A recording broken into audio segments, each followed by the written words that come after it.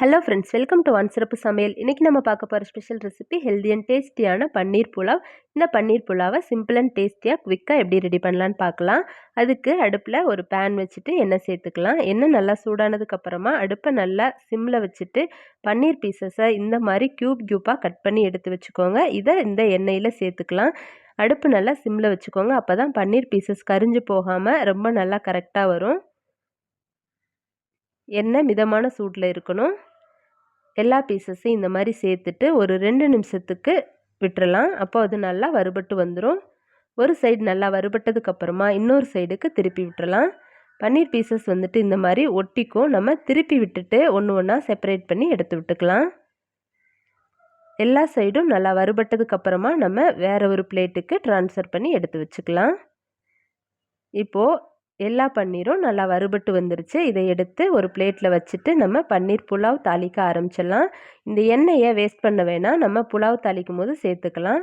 இப்போ குக்கரில் நம்ம வறுத்த எண்ணெய், 1 ஸ்பூன் நெய் சேர்த்துருக்கோம். அது கூடவே 1 ஸ்பூன் ஜீரகம், 1/2 ஸ்பூன் மிளகு, 4 கிராம்பு, 2 துண்டு பட்டை, 2 ஏலக்காய், 1 ஸ்டார் அனீஸில் பாதி அளவு ஸ்டார் அனீஸ் எடுத்து எல்லாத்தையும் சேர்த்துக்கலாம். சேர்த்துட்டு நல்லா பொரிய விட்டுறலாம். அது பொரிஞ்சதுக்கப்புறமா அது கூடவே 2 மீடியம் சைஸ் பெரிய வெங்காயத்தை மெல்லிசாக கட் பண்ணி வச்சுருக்கோம். அதையும் சேர்த்துக்கலாம். சேர்த்துட்டு கலந்து விட்டுறலாம். வெங்காயம் ரொம்ப வதங்கணும்னு அவசியம் இல்லை, இந்த அளவுக்கு வதங்கினா போதும். இப்போ இது கூட 1 ஸ்பூன் அளவுக்கு இஞ்சி பூண்டு பேஸ்ட்டு தட்டி வச்சுருக்கோம். அதையும் சேர்த்துட்டு அதோட பச்சை வாசனை போகிற வரைக்கும் வதக்கி விட்டுறலாம். அது கூடவே காரத்துக்கு ஏற்ற மாதிரி பச்சை மிளகாய் சேர்த்துக்கலாம். இப்போ இந்த ஸ்டேஜில் கட் பண்ணி வச்சுருக்கிற வெஜிடபிள்ஸை 1 பை 1 ஆட் பண்ணிக்கலாம். 1 கேரட், ஒரு 10 பீன்ஸு, அப்புறம் 1 கப் அளவு ஃப்ரெஷ் பச்சை பட்டாணி சேர்த்துருக்கோம். சேர்த்துட்டு நல்லா கலந்து விட்டுலாம். இப்போ அது கூடவே ஒரு 1/2 ஸ்பூன் அளவுக்கு கரம் மசாலா தூள் சேர்த்துக்கலாம். நம்ம காரத்துக்கு பச்சை மிளகாய் சேர்த்துருக்கோம். இந்த கரம் மசாலா தூள் வந்துட்டு நல்ல ஒரு ஃப்ளேவர் கொடுக்கும், அப்புறம் ஒரு நல்ல கலரும் கொடுக்கும். அதனால கண்டிப்பாக சேர்த்துக்கோங்க. இப்போ அது கூடவே 1 கையளவுக்கு புதினா, 1 கையளவுக்கு மல்லி இலை க்ளீன் பண்ணி வாஷ் பண்ணி வச்சுருக்கோம். அதையும் சேர்த்துக்கலாம்.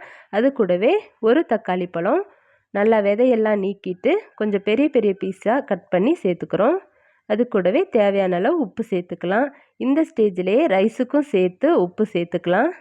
சேர்த்துட்டு நல்லா 1 நிமிஷத்துக்கு மிக்ஸ் பண்ணி விட்டுறலாம். மிக்ஸ் பண்ணி விட்டுட்டு அதில் நம்ம 1/2 மணி நேரம் ஊற வச்சு வாஷ் பண்ணி எடுத்து வச்சுருக்கிற பாஸ்மதி ரைஸ் சேர்த்துக்கலாம். சேர்த்துட்டு நல்லா மிக்ஸ் பண்ணி விட்டுறலாம். அந்த ரைஸ் மசாலா கூட நல்லா மிக்ஸ் ஆகிற அளவுக்கு மிக்ஸ் பண்ணி விட்டுறலாம்.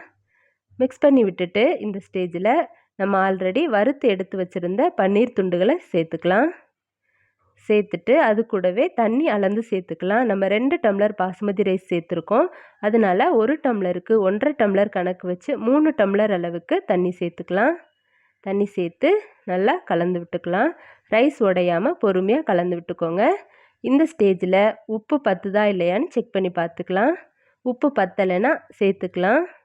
உப்பு எப்போவுமே இந்த மாதிரி வெரைட்டி ரைஸ்க்கு ஒரு கல் தூக்கலாக இருக்கணும். பார்த்துட்டு செக் பண்ணிவிட்டு குக்கரோட லிட்டு போட்டு க்ளோஸ் பண்ணி வெயிட் வச்சு மீடியம் ஃப்ளேமில் அடுப்பு வச்சுட்டு 1 விசில் விட்டுக்கோங்க, சரியாக இருக்கும். உங்களோட குக்கரை பொறுத்து நீங்கள் 1 விசில், அப்படி இல்லைன்னா 2 விசில் கூட விட்டுக்கலாம். இப்போ பாருங்கள், ஸ்டீம்லாம் அடங்கிருச்சு. ஓப்பன் பண்ணி பார்க்கலாம். எவ்வளோ நல்லா பர்ஃபெக்டாக வந்திருக்கு. இதை நம்ம இந்த மாதிரி ஃப்ளாட்டான கரண்டியை வச்சு ஓரங்கள்லேருந்து பொறுமையாக எடுத்து விடலாம்.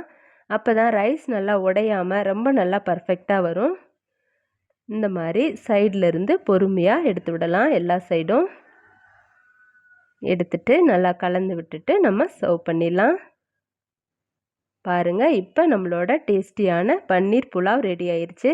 நம்ம வெஜிடபிள்ஸ்லாம் நிறைய ஆட் பண்ணியிருக்கிறனால அந்த வெஜிடபிள்ஸோட எசன்ஸ்லாம் இறங்கி ரொம்ப நல்ல ஃப்ளேவர்ஃபுல்லாக டேஸ்டியாக இருக்கும். பன்னீர் துண்டுகளை நம்ம ஆயிலில் ஃப்ரை பண்ணி சேர்க்குறனால உடையாமல் ரொம்ப நல்லா பர்ஃபெக்டாக வரும். இப்போது நம்மளோட ஹெல்த்தி அண்ட் டேஸ்டியான பன்னீர் புலாவ் ரெடி ஆயிடுச்சு. நீங்களும் ட்ரை பண்ணி பாருங்கள். ட்ரை பண்ணி பார்த்துட்டு எப்படி இருக்குன்னு உங்களோட ஃபீட்பேக் கொடுங்க. லைக் பண்ணி, ஷேர் பண்ணி, கமெண்ட் பண்ணுங்கள். நம்மளோட வான் சிறப்பு சமையலை சப்ஸ்கிரைப் பண்ணி நம்ம அடுத்தடுத்து போடுற வீடியோஸை மிஸ் பண்ணாமல் பாருங்கள். தேங்க்ஸ் ஃபார் வாட்சிங்.